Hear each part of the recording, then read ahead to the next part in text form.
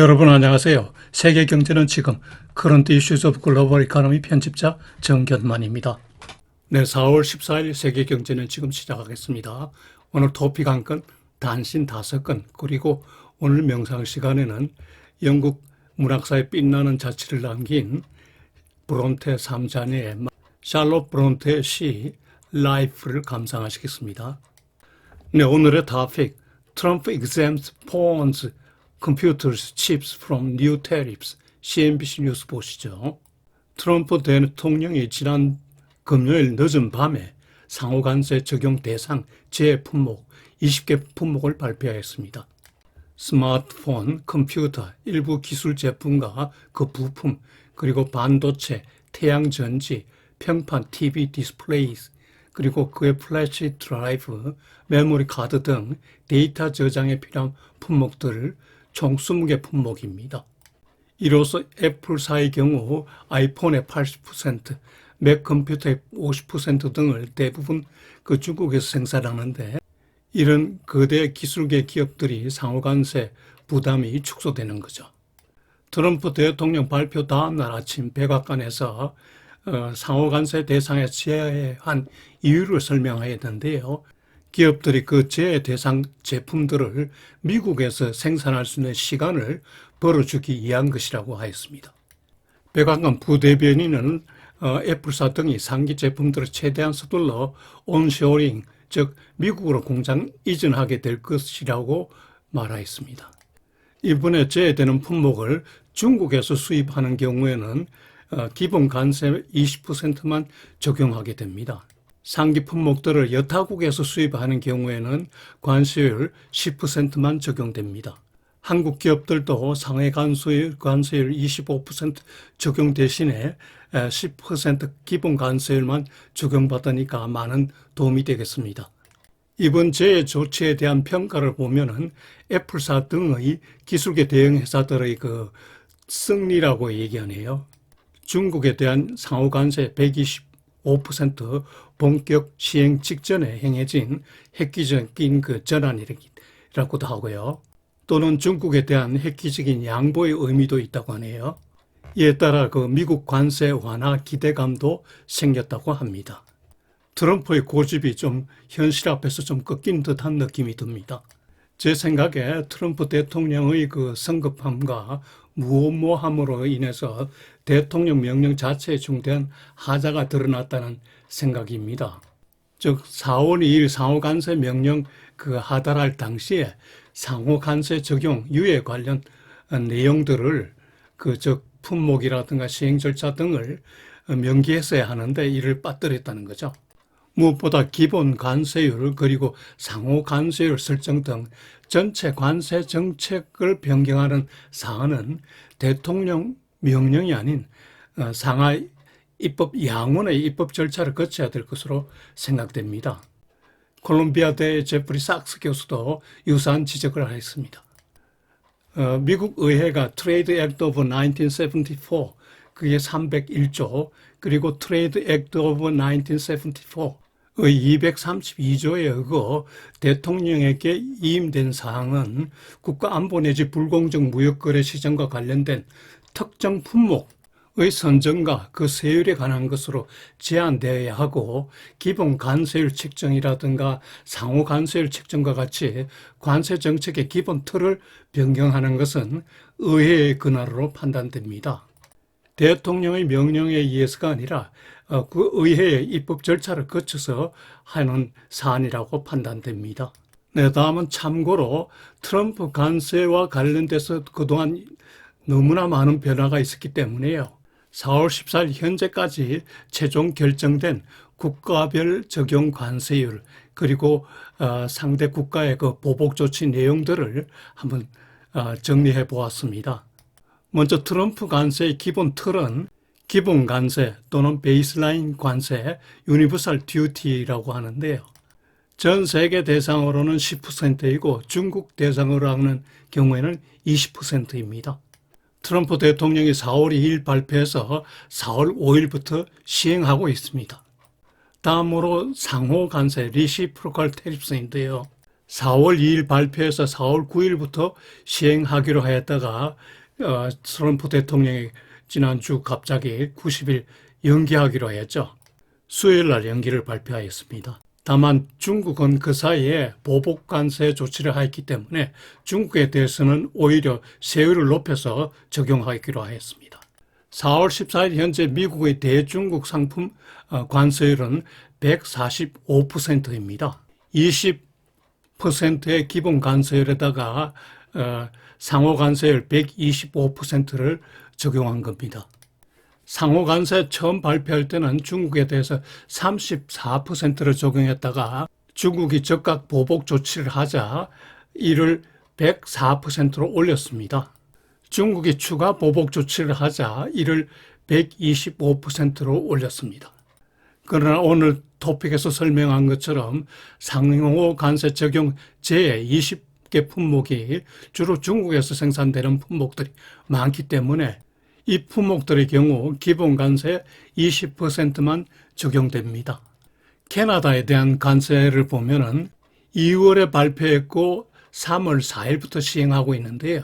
대부분의 품목에 해당되며 25%를 적용받습니다. 캐나다로부터 마약 유입이 제한되면은 그때는 이 세율을 조정한다고 했습니다. 그리고 캐나다로부터 들어오는 석유에 대해서는 10% 관세만 부과합니다. 칼리 비료도 10% 적용 대상입니다. 멕시코에 대한 관세도 캐나다 관세와 비슷한 유형입니다. 설명은 생략하겠습니다. 다음은 중국의 대미 보복 관세에 대해서 알아보겠습니다. 3단계로 이루어졌는데요. 지난 2월 4일부터 15% 관세가 석탄 그리고 LNG에 대해서 15% 관세를 부과하고 있고요. 석유에 대해서는 10% 관세를 부과하고 있습니다. 두 번째는 3월 4일 발표해서 3월 10일부터 시행되고 있는 건데요. 미국산 쇠고기 그리고 농업품에 대해서 15% 관세를 부과하고 있습니다. 미국의 대두 수출업체 3개 회사에 대해서 수입 승인을 철회하였습니다. 세 번째 단계는 4월 4일 날 발표해서 4월 10일부터 시행하는 건데요. 트럼프 대통령의 상호 관세에 대한 반발입니다. 처음에 34%를 제시했다가 여기에 50%포인트를 더해서 84%로 4월 9일부터 하기로 했다가 다시 또 125%로 올려서 4월 12일부터 적용한다고 했습니다. 미국이 20개 품목에 대해서 상호 관세 적용을 제외하기로 하였는데 이에 대해서 중국이 어떻게 대응할지 주목됩니다. 다음은 캐나다의 대미 보복 관세인데요. 시간 나실 때 천천히 한번 살펴보시기 바랍니다. 미국이 유럽에 대해서 상호 관세 적용을 90일 유예했기 때문에 유럽도 EU도 90일 유예 조치하였습니다. 네, 이 페이지는 미국 정부가 향후 추가로 관세 부과할 대상을 미리 지정해서 발표한 것들입니다. 모두 4가지인데요. 그 첫 번째가 베네수엘라의 석유를 수입하는 국가에 대해서 25% 관세를 부과한다는 겁니다. 현재 발표한 상태입니다. 둘째로 디지털 서비스에 대한 관세인데요.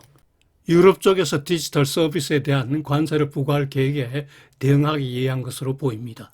세 번째로 구리에 대한 관세 계획입니다. 아직 결정이 안 됐습니다.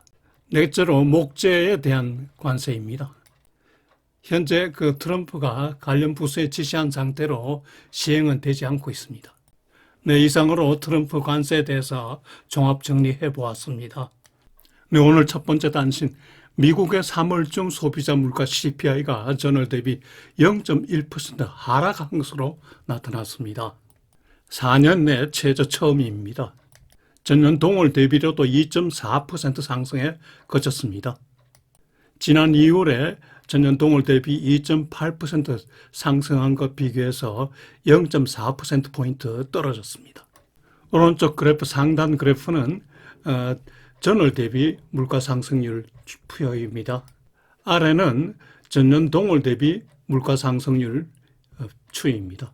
한편 음식과 에너지를 제외한 코어 CPI는 전월 대비 0.1% 상승에 그쳤습니다.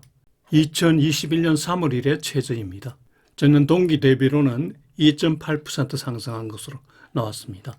물가지수 하락 주 요인은 에너지 가격 하락이 컸습니다. 가솔린이 6.3% 하락하는 등 에너지 전체 가격이 2.4% 하락하였습니다. 그 결과 헤드라인 CPI가 더 많이 하락한 거죠. 주요 품목별 물가 동향을 보면요. 식품이 월 중에 0.4% 올랐습니다. 이 중에 계란이 5.9% 올랐는데 전년 동기 대비 계란은 60.4% 오른 상태입니다. 주류 인플루엔자 영향이 아직도 남아있네요. 그리고 CPI 비중이 큰 주거비가 0.2% 상승에 그쳤습니다. 중고차 가격은 0.7% 하락하였습니다. 신차 가격도 0.1% 상승에 그쳤습니다. 항공임이 유가 하락에 따라서 5.3%나 하락하였습니다. 자동차 보험도 0.8% 하락하였습니다. 처방약도 2% 하락하였습니다. 고일 관세 시행 후에 물가가 어떻게 될지 궁금합니다. 네, 두 번째 단시는 3월 중 미국 생산자 물가 PPI가 전월 대비 0.4%나 하락한 것으로 나타났습니다. 2023년 10월 일에 첫 하락이고요. 예상 0.3% 플러스보다 크게 낮아졌습니다. 전년 동월 대비로도 2.7% 상승에 그쳤습니다. 부문별 물가를 보면은 상품이 0.9% 하락하였습니다. 2023년 10월 일에 최고폭 하락입니다. 주 요인은 가솔린 가격 11% 하락입니다. 서비스 도매 요금은 0.2% 하락하였습니다. 2024년 7월 일에 최대폭 하락입니다. 주 요인은 유가 하락에 따르는 항공 운임이 3%나 하락하였기 때문입니다. 식품과 에너지를 제외한 코어 PPI는 0.1% 상승에 그쳤습니다. 예상 0.3% 상승을 크게 하야했습니다. 6개월 내 최저입니다. 전년 동월 대비로는 3.3% 상승하였습니다. 올해 1, 2월 조금 반등하던 물가가 3월 들어 많이 안정화됐군요. 네, 세 번째 단실입니다. 미시간 대학의 소비자 신뢰 지수가 4월 들어 50.8로 급락하였습니다. 2022년 6월 일에 최저고요. 4개월 연속 하락입니다. 작년 12월 일에 지수가 30%포인트나 급락하였군요. 전의 소비자 신뢰지수 57 대비해서도 10% 가까이 급락하였습니다. 예상 54.5를 크게 하회한 겁니다. 주요 항목별 신뢰지수를 보면요. 먼저 현 경제 상황에 대한 신뢰지수는 56.5에서 53.8로 하락하였고 그 다음에 향후 경기에 대한 신뢰지수는 52.6에서 47.2로 하락하였습니다. 이 지수는 1980년 이래 최저입니다. 1년 후의 그 물가 상승률을 예상한 걸 보면은 5%에서 6.7%까지 올라갔습니다. 1981년 이래 최고 물가 상승률을 예상합니다. 5년 후의 물가 상승률을 예상한 걸 보면요. 지난달에 4.1%에서 이번 달에는 4.4%로 0.3%포인트 올라갔습니다. 응답자들이 기업 여건, 개인 재정, 소득, 물가, 고용시장 전망 등 전반적인 면에서 경기 침체 우려를 느끼고 있다는 거죠.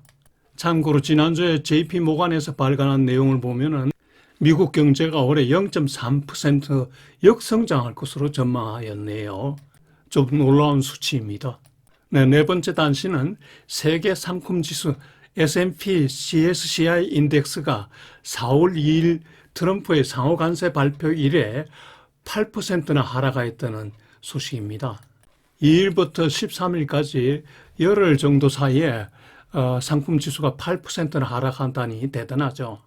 세계 에너지, 금속, 농산물 등의 가격, 국제상품 가격을 지수화한 건데요. 세계 경기가 침체에 가까워졌다는 사인이라고 하네요. 전문가들은 국제상품지수가 추가로 더 하락할 것으로 예상합니다. 참고로 주요 상품 가격 추이를 올렸습니다. 다음 페이지를 보시죠. 지난 목요일 4월 10일 종가 기준 주요 상품 가격입니다. 먼저 크루드 오일 WTI 가격인데요. 배럴당 59.92달러입니다. 한 주 전에 비해서 10.62%나 하락했습니다. 연초에 비해서 16.6% 하락, 작년 동기 대비 29.6% 하락한 수준입니다. 다음으로 브렌트 오일도 대략 비슷한 추세입니다. WTI보다 조금 비싼 가격이죠. 다음은 내추럴 가스, 천연가스인데요. 100만 BTU당 3.488달러입니다. 한 주 전에 비해서 15.6% 빠졌고요. 월 중에 21.6%, 연초에 비해서 3.8% 빠졌습니다. 작년에 비해서는 74.6% 올랐습니다. 금 가격은 지난 목요일 1온스당 3,187달러 수준까지 올라 있습니다. 피난처로 생각하고 금을 많이 사재는 바람에 지난주 중에 2.4% 올랐고 지난달에 9.31% 올랐습니다. 연초에 비해서 21.4% 올랐고 작년 동기에 비해서 35.9% 올랐습니다. 구리 가격은 파운드당 4.36달러로 일주일 사이에 9.4% 하락하였습니다. 강철은 톤당 3,073 중국 위안입니다. 대두는 부셀당 1,029달러입니다. 주중, 월중 다 보합 수준입니다. 1년 전에 비해서는 11.1% 빠졌습니다. 목자는 1000피트당 576달러인데 전주에 비해서 4.8% 하락하였고요. 월중 10.9% 하락하였습니다. 네, 미국 시장, 금융시장 주요 이슈미 따위리 보시죠. 지난주 주가는 주초에 전주의 하락세를 이어가다가 수요일 관세 부과 90일 유예 발표로 크게 상승하였습니다. 이후 중국에 대한 상호 관세율 인상과 이에 따른 중국의 보복 관세율 등으로 하락하다가 또 상승하는 등 반복하다가 주말에는 중국과의 관세 협상 가능성이 올라와서 다시 전체적으로 주가가 올랐습니다. 5 내지 7% 크게 상승했습니다. 전주에 8 내지 10% 하락하고 아주 극명한 대조를 이루죠. 지난주 중 S&P는 5.7% 올랐고요. 다우는 4.9%, 나스닥은 7.4% 각각 올랐습니다. 아래 그래프는 S&P 500 지수 추이입니다. 국채 수익률은 트럼프 고율 관세와 각국의 보복 관세로 인한 미국 및 세계 경제 침체 우려로 달러 표시 미국 자산에 대한 신뢰도가 많이 떨어졌습니다. 이에 따라서 외국인들의 국채 매도세가 강해서 국채 수익률이 크게 상승하였습니다. 지난 주말 10년물 국채 수익률이 4.49%로 주중에 48bp나 올랐습니다. 2년물 국채 수익률은 3.98%로 주중에 32bp 올랐습니다. 주간 국채 수익률 48bp 상승은 3년 내 최고치 상승입니다. 제 생각에 트럼프가 주말 상호 관세 적용 대상을 크게 축소한 이유도 국채 수익률 하락이 큰 영향을 주었을 것으로 생각됩니다. 아래 그래프는 10년물 국채 수익률 추이입니다. 단기간에 오르내림 폭이 심하죠. 네, 이번 주에는 무역전쟁 진행 상황이 여전히 이제 키 이슈고요. 그리고 오늘부터 시작되는 2분기 기업 실적 발표, 그리고 연준 파월 의장 등 주요 멤버들의 발언이 많습니다. 여기에 관심이 가죠. 그의 소매 판매 동향, 산업 생산 동향을 지켜봐야겠습니다. 금주의 실적 발표는 은행주들을 중심으로 해서요. 골드만삭스, 뱅크 오브 아메리카, 시티그룹, 아메리칸 익스프레스, 존슨앤존슨, 블랙스톤, 유나이티드 헬스그룹, 그리고 넷플릭스 등이 발표를 하게 됩니다. 네, 요일별 일정은 표를 참고하시기 바랍니다. 여러분, 이번 주도 즐겁고 보람차게 지내시기 바라며 오늘의 명시 샬롯 브론테의 라이프 시를 감상해 보시기 바랍니다. 샬롯 브론테는 영국 영문학사에 빛나는 금자탑을 세운 브론테 3자매의 맞이입니다. 어렸을 때 어머니와 두 언니를 먼저 잃고 성장해서는 동생들이 먼저 죽는 그런 비극을 겪었죠. 제인 소설 쓰기 전에 쓴 이 시는 푸시킨의 시 What do life conspire to cheat you? 삶이 그대를 속이려 할지라도를 연상케 하는 시입니다. 현실이 어렵더라도 미래를 믿고 참고 견디면은 곧 행복이 찾아온다는 내용이죠.